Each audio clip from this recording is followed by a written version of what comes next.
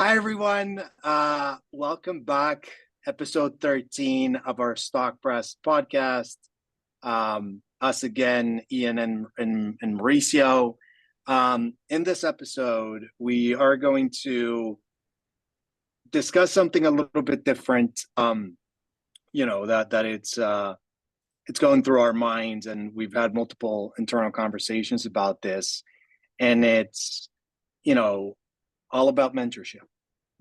How do you find a mentor? What mentorship and mentors mean to us, and just following your instincts as you execute in your day-to-day activities. So let's start with that. Ian, I know Ian is going to tell us a great story about mentorship. Ian, take it away. Yeah, so I guess my story of mentorship was one that evolved kind of naturally, I suppose. It was a story more perhaps that began with admiration and then turned into mentorship afterwards.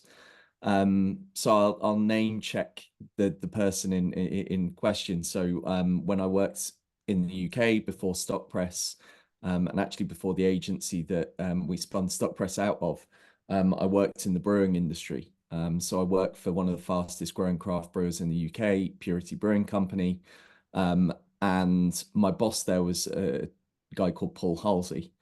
When I joined Purity, I knew that, Paul was very hands-on as a boss. I knew that, actually a lot of the business that, that they'd won, a lot of the reason for the business being successful was a lot to do with Paul's character. But it was actually kind of being in the business that really kind of highlighted to me the importance of that character and being real. And I think, from working with Paul over a few years and actually getting very close, not just from a business perspective, although he sat on the kind of commercial side of the business. I was heading up marketing and events, which naturally meant we worked a lot together. It was actually more around the kind of friendship side of things. And I think that was the bit that really kind of developed through working together, through spending a lot of time together and really kind of understanding how other people operate.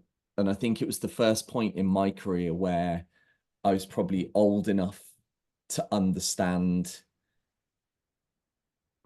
not even old enough to understand. I was able to understand how people did things in different ways and actually what was important to me about how I wanted to do business in the future.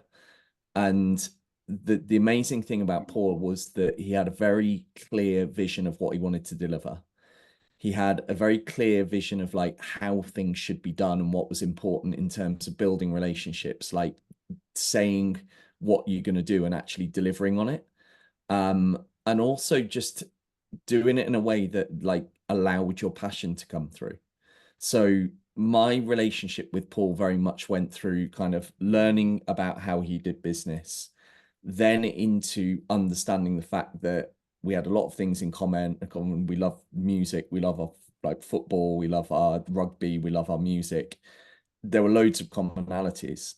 And actually we found this lovely point at which we respected each other as people, we respected each other in the workplace, and we had this underlying friendship. So for me, mentorship is probably a combination of those things. It's someone that you can open up to, good and bad. It's someone that you can share those ideas with, again, good and bad.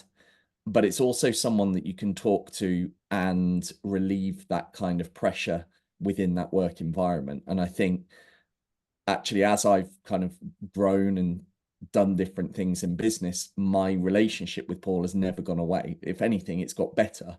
We've been really kind of structured about the opportunities to get together. We do it every few weeks, and that is the case even moving from the UK over to the US. And he's one of those people I'll always hope to have in my life because I think he makes me better at what I do. And I actually think the beauty of a true mentorship relationship is that at some point, the person that starts out as the mentee has their opportunity to become the mentor as well. So, you know, I think that's the beauty of a great mentor-mentee relationship, is that at some point there's that opportunity to switch roles. And I think when you get to that point, that's something that's like incredibly special. So yeah, for me, I had a great mentorship story in the sense that I wasn't necessarily looking for a mentor, I just found one. And, you know, that's been an enduring relationship throughout. So yeah, I will say thank you to Paul for everything he's taught me in business, and everything that I've still got to learn from him. And I know, Maurizio, you've got your own story of mentorship to share as well. I have my own Paul, actually. In my case, I have two people that, you know, I not only call them, you know, life mentors, business mentors, but I also call them friends, right? And it's Paul Rios and David Torres. You know, Dave, Paul, and I have known each other for almost a decade. You know, back at our HubSpot days, and it was a very special time because they were those leaders and those bosses, if I could use that word that really doesn't apply to them, that really never felt as bosses, right? And working with them and learning with them and building with them and winning with them, failing with them, but just going through life with them has been just an immense pleasure and an honor, right? Because I think when I think about mentorship and what I look for and what I look towards in a mentor, I think it's something, or it's someone that I can learn from, that I can bounce ideas with, and of course that I admire, and somebody that can also receive value from me. At the end of the day, we're two people having just life conversations, learning from each other's experiences and going through life together. And to me, mentorship, it's like, you don't necessarily, or at least in my case, I don't necessarily have to have a cadence with Dave and Paul, right? We try to you know, talk, you know, every quarter or so, but sometimes we speak on a regular cadence. Sometimes we don't speak for a couple of months. But what's most special is that every time we speak, and sorry, I'm going to pause here. The reason why I have a blurred background is because I have two crazy cats in the background. You're going to see an image. Oh, there's Tom, just like playing around and you know, sorry about that. So I think the most special, like once we go back and we speak, is like, it feels as if we spoke the day prior and nothing changed. And after those calls, we feel re-energized. You know, whatever it is that we're going through, it just, let's say you have your cup half full, you come out of the conversation with a full cup, right? So to me, mentorship, it's about, you know, finding those people that you care about, that you look up to, that you can learn from, that you can also teach a thing or two, and that you can go through the motions and through life and with everything that that life throws at you and us, and successfully do the best that you can. And thinking through that, you know, it's if you don't have like a specific mentor, or have never had a mentor, or not looking for a mentor, to me it's more like finding that extended support group that can, help you navigate things that come your way. So that, in essence, that is what mentorship means to me. I always tell Paul that I would love to be like him when I grow up, and we always laugh. He's almost a decade. He has a little bit of more gray hairs than I do, a decade older, and we just like screw around with that and always laugh. And actually, Torres in life, like he's younger than me. He's younger than me. But in terms of like life lessons and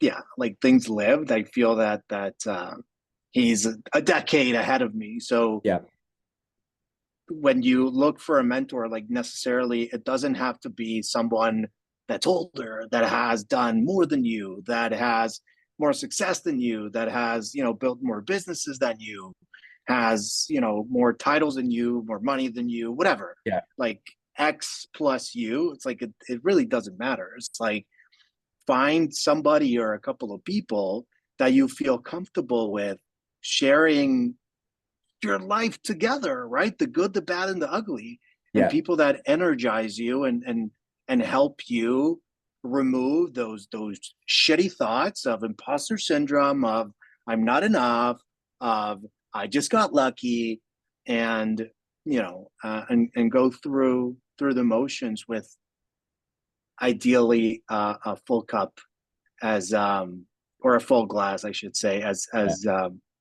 as more often as you can. Yeah. yeah. And it's funny, I'd love to be like Paul when I grow up, but the problem is he's 6'8" and that ship sailed. But yeah, for the large part, everything else, I have a huge amount of admiration. I think I echo everything that you've just shared there. I think, maybe a nice way to wrap this up, other than saying thank you to our mentors, and like I say, I wholeheartedly thank Paul for giving me the perspective he's given me on not just about business, but on how to go about your life and sticking to your principles and what's important to you. I think my three key takeaways from this, albeit brief ones, are: if you haven't got a mentor, I would thoroughly suggest going to get one. Don't make it almost like a practice, though.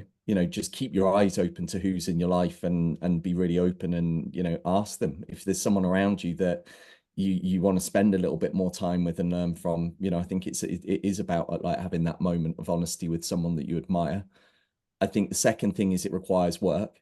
It's about making sure that it happens, and you get that time with people, because it's a process. And the third part of it is, I suppose, comes down to that element of like, yeah, think about your network, think about who's around you, and spend a bit of time probably removing that imposter syndrome. I think that's, actually, no, I don't agree with that. I think imposter syndrome is a good thing. It shows self-awareness. And, actually, if you're one of those people that goes through life thinking you've smashed everything out of the park, probably not all that great. Imposter syndrome, I think, is actually a bit of a superpower, as long as you've got the self-awareness to, realize that you are capable and you're good at doing things. So, like I said, I think it's just opening up to that idea. Yeah, I actually, I can't remember where I heard and or read this, but something along the lines of, if you don't have imposter syndrome, you're the real imposter. I guess we all go through life feeling that whatever we do or whoever we are, it's just not enough. And I think to change that, like, we are enough and we're doing our best. So yeah, no, I agree. yeah. And I think, can we agree on the moral of the story before we wrap this up? Go get yourself a mentor. Yeah. Love it. And a support group. Yeah. Good stuff. All right. Well, until next time. See you next time. Yeah. Bye. Bye.